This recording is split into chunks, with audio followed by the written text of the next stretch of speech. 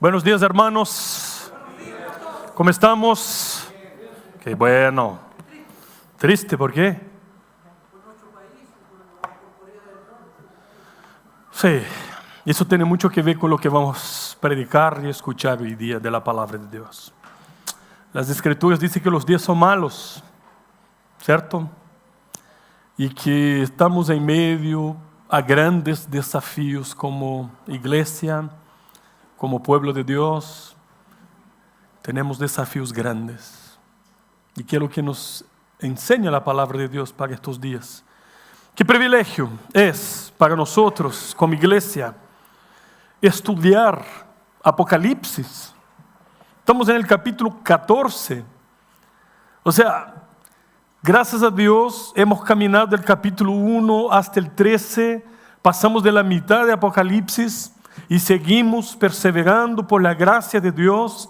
Y si tú no has estudiado, perdido alguna cosa, vuelve al canal de YouTube de la iglesia, porque vas a poder ver.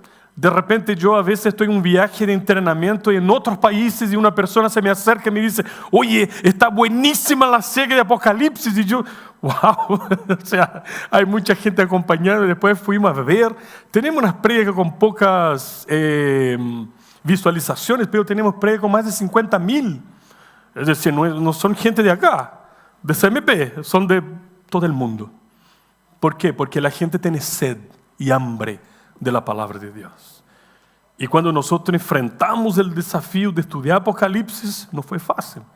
Entonces, ¿se imaginan la gran cantidad de horas que hay que invertir para estudiar Apocalipsis? Pero somos una iglesia bendecida porque podemos dar gracias a Dios por esta bendición de estudiar expositivamente las Escrituras. Apocalipsis 14.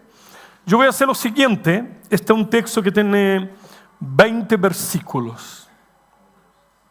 Entonces, yo voy a leer, y a medida que voy leyendo, voy deteniendo algunos momentos para hablar un poco del contexto, ¿ok? Y después vamos a la instrucción central. Yo podría haber hecho aquí 5 o 6 sermones, por lo menos. Creo que entre ayer dije a Dayana, tengo 9 páginas y tengo que bajar 3, por el tiempo que tenemos. Así dice la palabra de Dios. Después miré. ¿Después de qué? Conectando capítulo 14 con el 13, estamos aquí en la cuarta sección de 7. De 12 a 14, una sesión de Apocalipsis, de las 7 sesiones. El último versículo del capítulo anterior dice: aquí hay sabiduría. El que tiene entendimiento cuenta el número de la bestia, pues es número de hombre.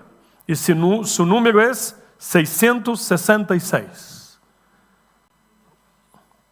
La interpretación, creo, más adecuada: el hombre nunca será como Dios.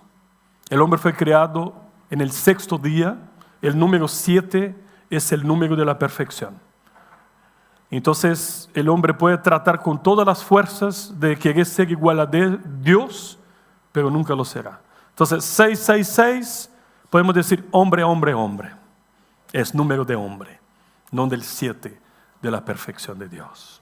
Después de eso miré, y he aquí el Cordero estaba en pie sobre el monte Sión.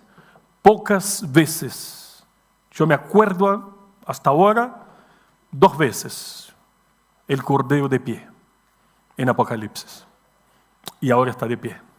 ¿Y por qué? ¿Por qué? Él está de pie sobre el monte Sión, que en la Biblia es un lugar, y es un lugar geográfico, pero aquí es simbólico. No se refiere al monte Sión que está ubicado en Jerusalén, no. Está hablando de una manera espiritual. Está hablando de la ciudad de Dios, de la nueva Jerusalén.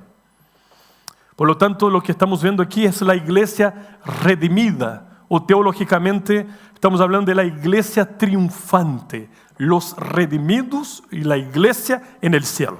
¿Ok? Y con 144,000 que tenía el nombre de él y de su padre escrito en la frente. Aquí estamos regresando a lo que hemos estudiado en otros capítulos de Apocalipsis. Estos 144,000 que ya fueron mencionados no se refiere a un número literal, sino que es simbólico, que representa toda la iglesia de Dios a lo largo de la historia. Toda la iglesia. Ellos también tienen un número, ellos también tienen un sello, ellos también son reconocidos en el mundo espiritual.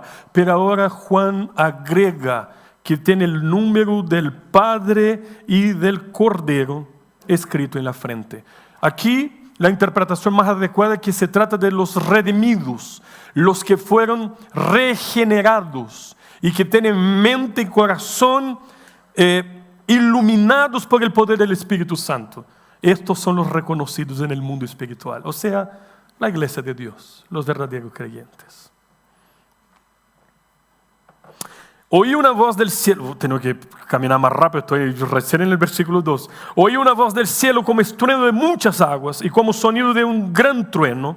A la voz que oí era como de arpistas que tocaban sus arpas y cantaban un cántico nuevo delante del trono y delante de los 4 seres vivientes y de los ancianos, y nadie podía aprender el cántico sino aquellos 144,000 que fueron redimidos de entre los de la tierra. Aquí la idea de la redención de los 144,000 está explicada en el versículo que hemos leído, y están cantando un cántico que nadie puede cantar, solamente los hijos de Dios. Qué tremendo, qué tremendo. La iglesia de Dios adora a Dios a un nivel espiritual que los impíos, los arrogantes no saben decodificar, no logran entender. Es como el mismo mensaje de la cruz. Es locura para muchos, porque solamente se discernen espiritualmente las cosas espirituales por el Espíritu de Dios, por la mente iluminada. Y estos son los que no se contaminaron con mujeres, pues son vírgenes. Estos son los que siguen al Cordero por donde quiere que va. Estos fueron redimidos de entre los hombres como primicias para Dios y para el Cordero, y en sus bocas no fue hallada mentira, pues son sin mancha delante del trono de Dios. La descripción aquí es necesario entender de qué se trata. No está hablando que, por ejemplo, el hombre y mujer que son casados están en pecado porque están en relaciones sexuales dentro del matrimonio. No, al revés. Esto es una bendición dada por Dios dentro del matrimonio. Aquí es necesario entender que estamos delante de una parte de una sesión de Apocalipsis del cuarteto del mal. Y aquí va a hablar de la Gran Babilonia. Y una de las cosas que hace la Babilonia es seducir a la prostitución. Y estos hombres y estas mujeres fueron los que no fueron seducidos por la Gran Babilonia. En este aspecto, solamente en este aspecto, ¿ok? En sus bocas no fue hallada mentira. O sea, eso también es espiritual, tiene que ver con la verdad, porque tenemos la iglesia verdadera, tenemos la iglesia apóstata, tenemos la enseñanza del Cordero y tenemos las falsas enseñanzas. La verdad está en la boca de los verdaderos discípulos de Cristo. Porque si fuera a entrar en el cielo, hombre y mujer que no miente, no entraría ninguno. ¿Cierto? Todos nosotros mentimos, desafortunadamente. Y no solamente cuando contamos mentira, cuando no honramos el nombre del Señor, estamos mintiendo. Pero también contamos mentiras, desafortunadamente. Pero eso no debe ser una práctica en la vida de la iglesia de Dios. Después viene otro ángel en el versículo 6. Vi volar por en medio del cielo a otro ángel que tenía el evangelio eterno para predicarlo a los moradores de la tierra, a toda nación, tribu, lengua y pueblo, diciendo a gran voz: temed a Dios y dadle gloria, porque la hora de su juicio ha llegado, y adorad a aquel que hizo el cielo, la tierra, el mar y las fuentes de las aguas. Ahora se levantan 3 ángeles advirtiendo con 3 mensajes. La primera, con el evangelio eterno predicado a todas las naciones. Versículo 8. Otro ángel le siguió diciendo: ha caído Babilonia, la gran ciudad, porque ha hecho beber todas las naciones del vino del furor de su fornicación. Lo que estamos diciendo hace poco. Y ahora levanta un tercer ángel. El tercer ángel lo siguió diciendo a gran voz: si alguno adora a la bestia y a su imagen y recibe la marca en su frente o en su mano, todo eso es espiritual, todo eso es simbólico, no quiere decir, como mucha gente piensa, que los impíos van a tener una marca, un timbre, un chip. Nada de eso tiene ningún sentido. Significa que son aquellos impíos que están siguiendo el sistema y están andando conforme el curso del mundo y no conforme las enseñanzas reveladas en las Escrituras. Y la Biblia llama claramente de hijos de tinieblas. ¿Y quién son? Todos los que no son hijos de la luz, hijos de Dios. Entonces, hay una palabra de Dios para ellos. Versículo 10 dice: Él también beberá del vino de la ira de Dios, que ha sido vaciado a puro en el cáliz de su ira, y será atormentado con fuego y azufre delante de los santos ángeles y del Cordero. Y el humo de su tormento sube por los siglos de los siglos. Y no tienen reposo de día y de noche los que adoran a la bestia y a su imagen, ni nadie que reciba la marca de su nombre. Aquí está la paciencia de los santos, los que guardan los mandamientos de Dios y la fe en Jesús. Entonces, los adoradores de la bestia van a ser castigados por la justa ira de Dios.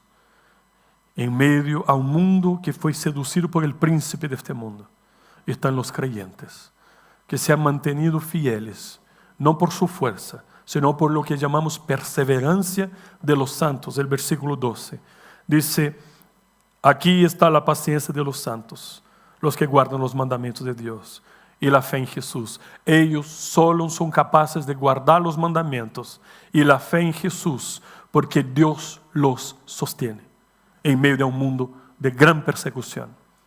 Ellos son mantenidos fieles por la gracia de Dios, no porque son buenos, no porque son fuertes, no porque son super creyentes, ¿no? Al revés, las faltas son muchas, pero la gracia de Dios es mayor. Y esta gracia nos sostiene siempre. Entonces, abre este paréntesis para hablar de la perseverancia de los santos. Y aquí ahora abre otro paréntesis hermoso. Mira lo que dice: oí una voz del cielo, versículo 13, me decía: escribe, bienaventurados de aquí en adelante los muertos que mueren en el Señor. Sí, dice el Espíritu, descansarán de sus trabajos, porque sus obras con ellos siguen. Aquí está hablando de la bendición de morir en Cristo. O sea, la muerte no es un punto final. O sea, sigue la eternidad, toda la eternidad. Y los que han muerto en Cristo, van a descansar. ¿De qué?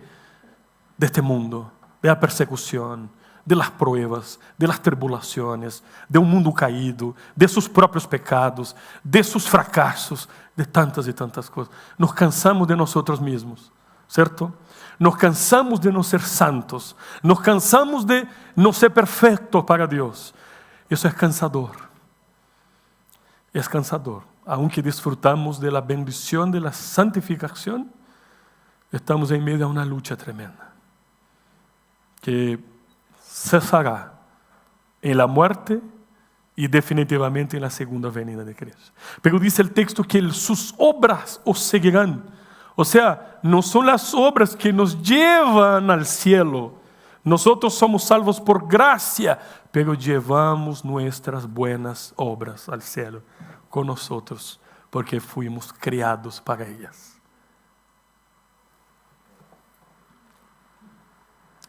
Bueno, y aquí vamos a la última parte que es muy interesante, que tiene que ver con la segunda venida de Cristo. Miré y he aquí una nube blanca y sobre la nube uno sentado semejante al Hijo del Hombre, que tenía en la cabeza una corona de oro y en la mano una hoz aguda. Está en una nube en el propio Jesucristo. En resumen, mirando todas las cosas, está vestido como un victorioso que es, el Cristo glorificado, corona de oro, su aspecto es del propio Dios y tiene una hoz aguda en su mano. ¿Y por qué? Porque Cristo, cuando estaba con sus discípulos, había dicho: la mies es grande y los trabajadores son pocos. Los campos están listos. Llegó el momento. Esta es una revelación de cosas que van a suceder. Y del templo salió otro ángel clamando a gran voz al que estaba sentado sobre la nube: mete tu hoz y ciega, porque la hora de cegar ha llegado, pues la mies de la tierra está madura. Aquí hay dos ciegas, dos cosechas. Una de la iglesia de Dios, los hijos de Dios, los justos, los justificados. Y hay una segunda que tiene que ver con el juicio de Dios, con los impíos. Y así sigue, mira.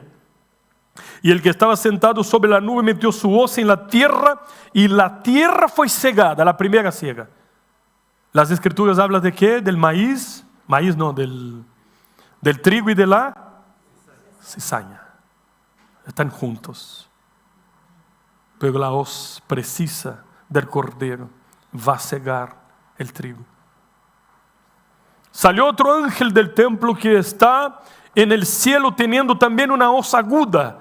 Y salió del altar otro ángel que tenía poder sobre el fuego y llamó a gran voz al que tenía la hoz aguda diciendo: mete tu hoz aguda y vendimia los racimos de la tierra, porque sus uvas están maduras. Y el ángel arrojó su hoz en la tierra y vendimió la viña de la tierra y echó las uvas en el gran lagar de la ira de Dios. ¿Ves la diferencia? Y fue pisado el lagar fuera de la ciudad de la Nueva Jerusalén. Y del lagar salió sangre hasta los frenos de los caballos por 1600 estadios. Una medida. Oremos, hermanos. Padre, hoy queremos clamarte y pedir tu bendición en la enseñanza de este texto. Gracias porque en medio de un mundo caído somos consolados con este mensaje. Bendícenos, Señor. Oramos agradecidos en el nombre de Jesús. Amén y amén. Hermanos, la historia camina para el propósito por el cual el Señor la determinó. Todas las cosas, altibajos, detalles, circunstancias, luchas, guerras, hambre, epidemias, guerras entre naciones, dolor y sufrimiento. Todas estas cosas están guiadas por el Espíritu Santo de Dios para cumplir la agenda del Dios Todopoderoso. No hay nada, no hay ningún detalle que escapa a la soberana voluntad de Dios. Y mientras nosotros estudiamos Apocalipsis, nos tornamos cada vez más conscientes de esta verdad, de las cosas que van a suceder. Es tremendo. La historia y su rumbo nos es revelada. Apocalipsis es el llamado de Dios a este apóstol para ver, para entender las cosas que van a suceder. Y nosotros también tenemos este privilegio. El capítulo 13, que estudiamos domingo pasado, que predicaba Pastor Rui, nos muestra una realidad. ¿Se acuerdan de las dos bestias? Persecución, sufrimiento. Los santos parecen estar bajo el signo de la derrota, de una persecución aguda. Pero ahora el capítulo 14 se nos abre de una manera completamente diferente. Está el Cordero de pie en las nubes. y está la iglesia redimida, la iglesia perseguida, la iglesia restaurada. Está revelado al final de la historia. Somos más que victoriosos, somos más que vencedores. Está la iglesia alabando, está la iglesia adorando, está la iglesia delante del Cordero, está el juicio de Dios sobre las naciones. Entonces aquí vemos la iglesia redimida. Después vemos, como hemos ya hablado en el contexto, que se levantan 3 ángeles con 3 mensajes. El evangelio se predicado a todas las naciones. La persecución que va a sufrir la iglesia de Dios en este momento de la gran tribulación, que para nosotros es un periodo que va desde la primera a la segunda venida, y que en algún momento de la historia esta persecución se intensifica cada vez más. Hay una advertencia de un ángel acerca de los adoradores de la bestia, de los impíos, diciendo: ustedes van a sufrir la tormenta eterna. Esta es otra advertencia. Eso está en todas las escrituras. Y después hay una declaración de la bienaventuranza de los que mueren en el Señor. Hay un contraste, el capítulo 13 y 14 tiene una estructura muy parecida. Por ejemplo, en el versículo 11 habla del Cordero, en el capítulo 11, y en el capítulo 14, versículo 11, y en el capítulo 14 tenemos en el versículo 1 y 4, a diferencia del 13, también menciona el Cordero. En el capítulo 13 habla de la bestia que emerge de la tierra. Aquí vemos el monte Sión. Tenemos adoración a la bestia en el capítulo 13 y tenemos adoración a Dios en el capítulo 14. Tenemos el número 666 de la bestia y tenemos el número 144,000 de los redimidos. Tenemos en el versículo 16 los que son esclavizados en el capítulo 13. Ya en el capítulo 14 tenemos los santos redimidos, haciendo este contraste. La marca de la bestia. Y en cambio en el capítulo 14, la marca de los que pertenecen al Padre y al Cordero. En el capítulo 13, el engaño de la bestia. Y en el capítulo 14, no hay mentira y engaño en la boca de los justos. Entonces sigue una estructura muy parecida, pero que se contrasta. El capítulo 14 cierra esta cuarta sesión, de 12 a 14.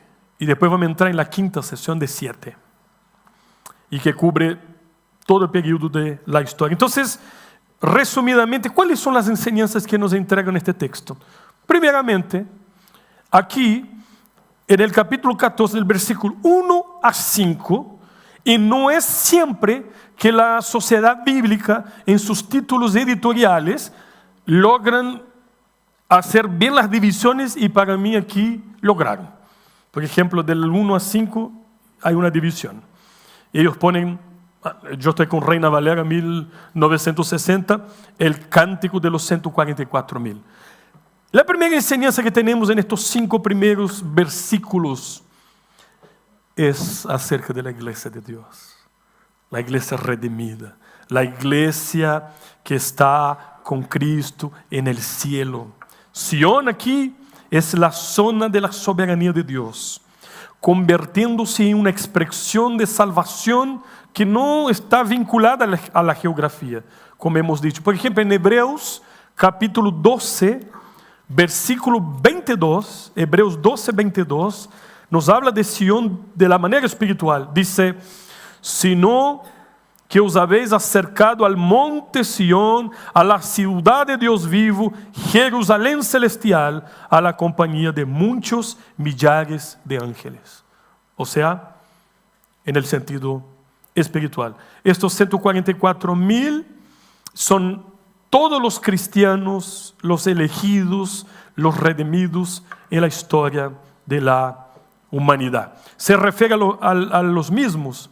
Esta iglesia está en el cielo adorando a Dios, mientras vemos, estamos hablando de los que fueron arrebatados, redimidos, mientras el Señor ahora está manifestando su juicio y la iglesia va a juzgar con él a los impíos.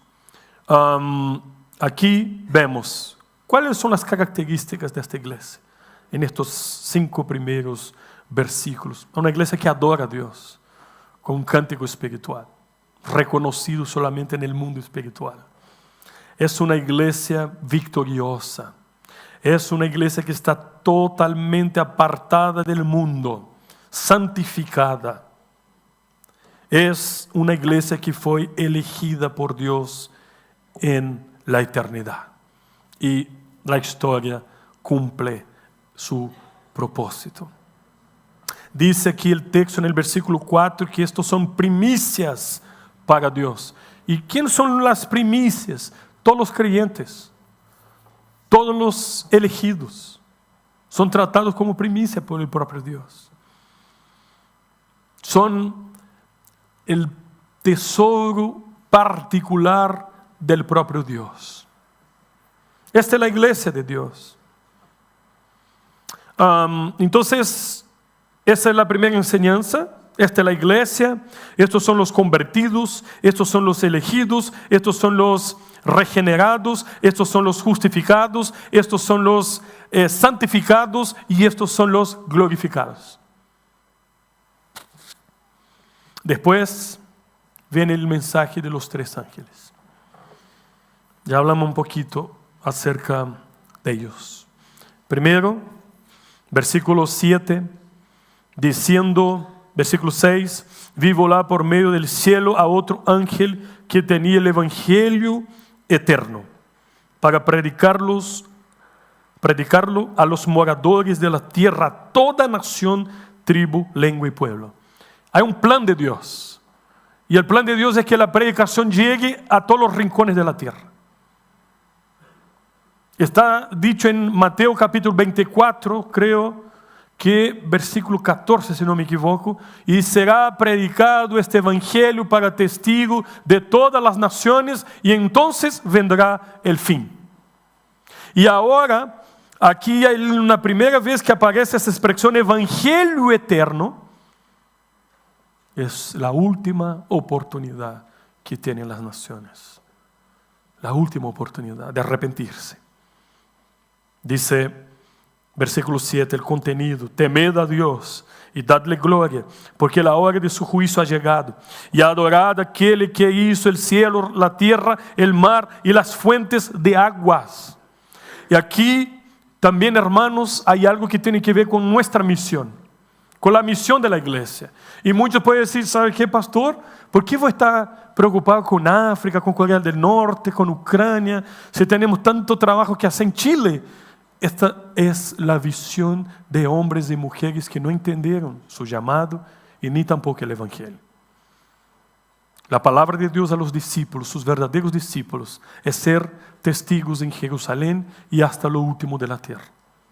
A mí me impresionó grandemente y un determinado año que yo había sido desafiado a ir, por ejemplo, a Ucrania en medio de la guerra el año pasado. Y recibí la invitación y mi trabajo era predicar. Predicar en iglesias, predicar en lugares entre personas no creyentes, predicar y predicar. Y yo con tanta cosa, agenda, preocupación, ¿qué voy a hacer? También temas financieros. Dije, bueno, si esta es una obra de Dios, el Señor va a confirmar. Esto fue un jueves en la tarde, cuando tuve la reunión con los misioneros, los pastores ucranianos. El día siguiente, en la mañana, me llama una familia aquí de la iglesia, familia joven, de jóvenes, un joven matrimonio que por supuesto no voy a compartir sus nombres, diciéndome, pastor, dentro de nuestra dinámica familiar, dentro de nuestro presupuesto, nosotros pusimos un presupuesto para bendecir a las naciones. ¿Entendieron el evangelio o no? Esta familia. Para bendecir a las naciones. Entonces queremos saber si hay un viaje, si hay un llamado misionero tuyo, si tienes algo al día siguiente. Y le compartí lo que había pasado en el día anterior. Y por esta razón fui a Ucrania, predicar el Evangelio ahí.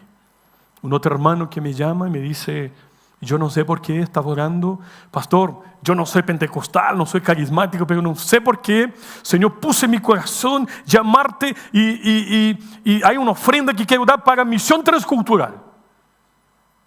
Y creo que tiene que ver con Sudán, algo así. Y yo, Sudán, pero hermano, ¿de qué me está hablando? Y le conté que 2 horas antes me estaban llamando unos hermanos que se estaban preparando para ir a Corea del Norte y necesitaban recursos para completar este viaje. Y este hermano pudo bendecir a estos misioneros. Yo estando en Chile, fui puente entre varios países del mundo y Ucrania. Personas que fueron bendecidas allá por causa de la visión de muchas personas que entendieron eso.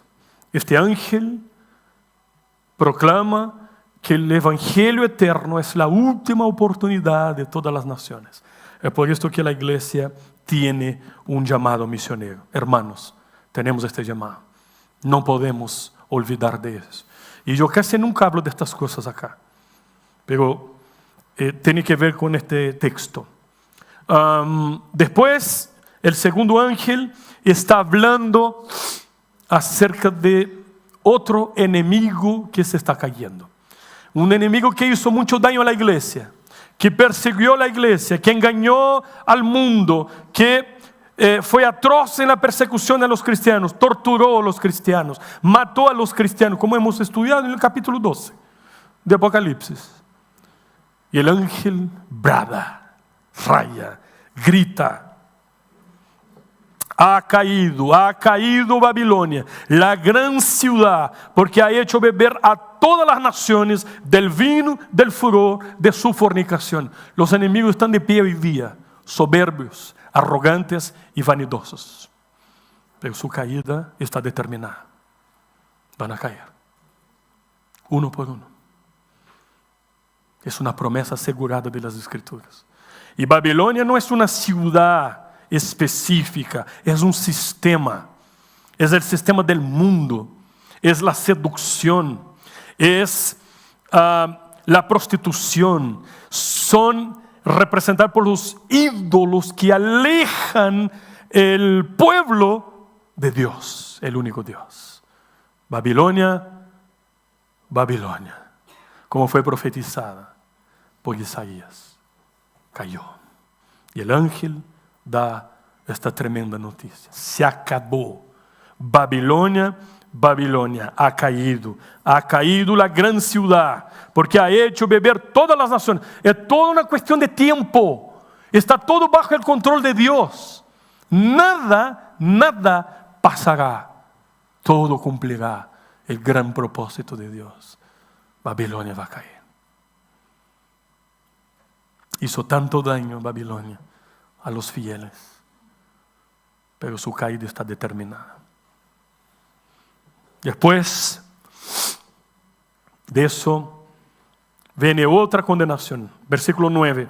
El tercer ángel lo siguió diciendo a gran voz: si alguno adora a la bestia y a su imagen y recibe la marca en su frente o en su mano, él también beberá del vino de la ira. No es solo el cuarteto del mal que cae ahora: falso Cristo, anticristo, falsos profetas, la Babilonia, el dragón, Satanás, el nombre que ustedes quieran llamar. También los seguidores y los adoradores de la bestia también van a sufrir la tormenta eterna. Está una vez más revelada en las Escrituras. Eso nosotros solemos llamar de infierno. Satanás no conoce el infierno.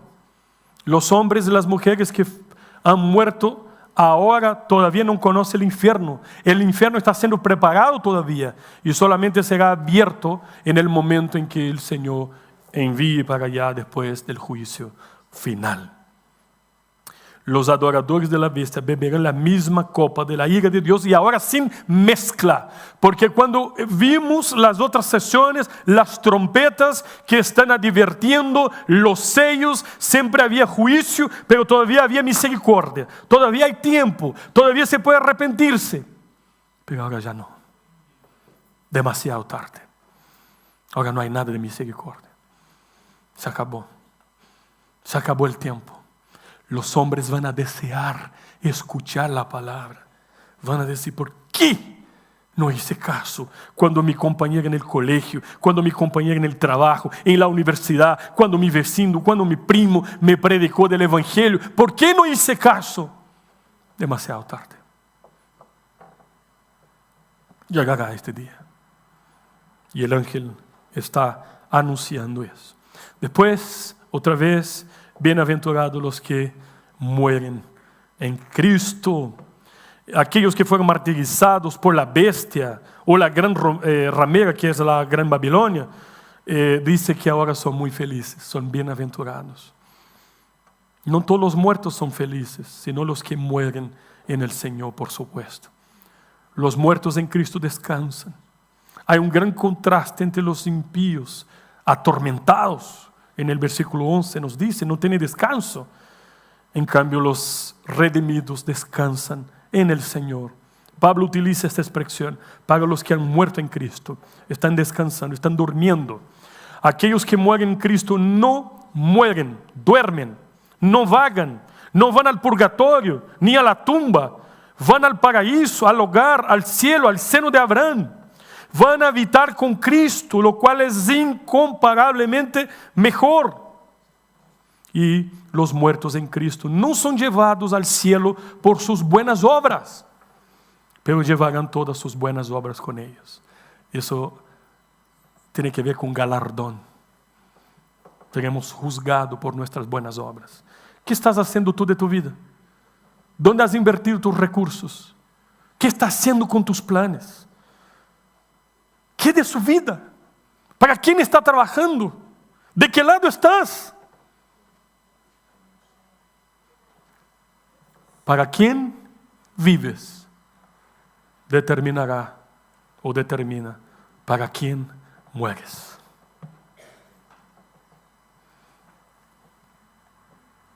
Y por fin, el texto termina hablando de la segunda venida de Cristo, el acontecimiento más importante de la historia de la humanidad, la segunda venida de Cristo. Él volverá. Cristo volverá. Él volverá. La iglesia sigue predicando y cree porque Dios cumple sus promesas. Y el ángel otra vez está diciendo, versículo 14, miré y aquí una nube blanca y sobre la nube uno sentado semejante al Hijo del Hombre. Está hablando de Cristo, que tenía en la cabeza una corona de oro. Es la descripción de Cristo en el capítulo 1 de Apocalipsis. Es Él, es Cristo que reina soberanamente. Llegó el momento, Él volverá, regresará como Él había prometido. Como está la promesa en Hechos, capítulo 1. Él regresará para cosechar a la iglesia, a los suyos. Él volverá. Él vendrá físicamente, personalmente, visiblemente, gloriosamente, victoriosamente. Vendrá como subió en una nube, Hechos capítulo 1, versículo de 9 a 11.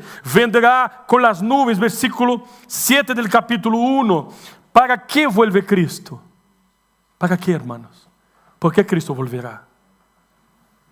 Los niños nos preguntan eso. Para la cosecha de las primicias. Para cumplir el plan redentivo, para reunir a sus elegidos, para resucitar los que han muerto en Cristo, para juzgar toda la tierra. Él volverá para eso. La mies está madura. Esto significa que la historia se desarrolla bajo la soberanía de Dios. Y por fin viene la última parte de este texto. Versículos 17 a 20.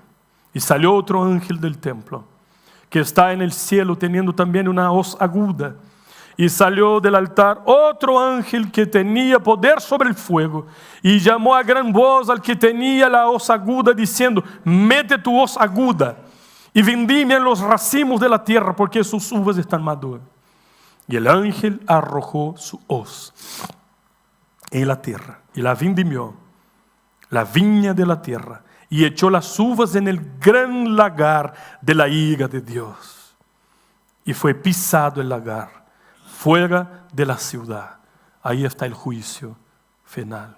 Son los impíos que son llevados a este gran lagar. Y este símbolo de ser pisado como las uvas es una representación en todas las escrituras de la ira de Dios.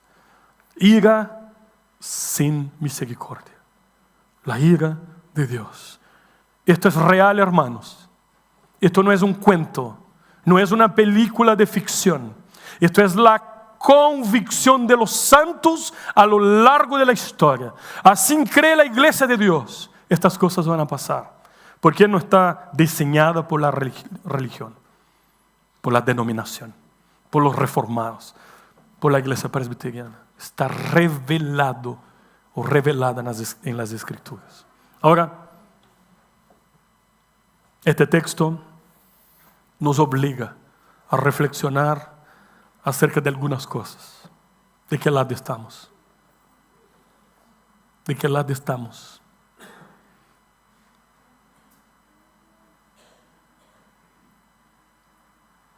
Este libro nos trae, y este capítulo, un tremendo consuelo. Luchamos, nos seguimos, fracasamos, somos perseguidos, podemos incluso ser muertos, pero eso no es el fin. Aquí está el fin contado, con el Señor y eternamente la presencia de Dios. La última palabra tiene el Señor. La iglesia será victoriosa. La iglesia es bendecida. Cada cosa en su lugar. El tiempo cumple sus etapas. Hoy tú estás sufriendo quizás, pero mañana vas a sonreír eternamente, gloriosamente, sin llanto, sin pecado, sin dolor, sin enfermedad, porque Dios hará nuevas todas las cosas en Cristo. Este cuerpo que se deteriora después que uno pase de los 40, ¿tiene claro eso? ¿Cierto? Mientras no somos arrogantes, pensamos que podemos todo, y después el tiempo encarga de decir que no es así. Se va deteriorando. Pero Pablo dice que el hombre exterior se deteriora, pero el hombre interior se renueva para Dios y para su Cristo. Es así. Ánimo, hermano. Estamos en la lucha, pero somos una iglesia más que vencedora. Somos una iglesia bendecida. El Señor volverá, el Señor va a cumplir todas las cosas. La humanidad se divide en dos grupos: los adoradores de la bestia y los adoradores del Cordero. No hay un punto intermedio. O somos o no somos. Está la iglesia verdadera y la apóstata. Hoy todavía es tiempo, es oportunidad. ¿De qué lado estás? Si escuchas hoy la voz de Dios, no endurezca tu corazón. Oremos. Señor, está revelada a tu iglesia las cosas que van a suceder. Cosas tan profundas, pero también certezas que nos permiten mirar con mucha esperanza el futuro y a esperar confiados en tus promesas. Renueva, restaura las fuerzas de tu pueblo hoy, Señor.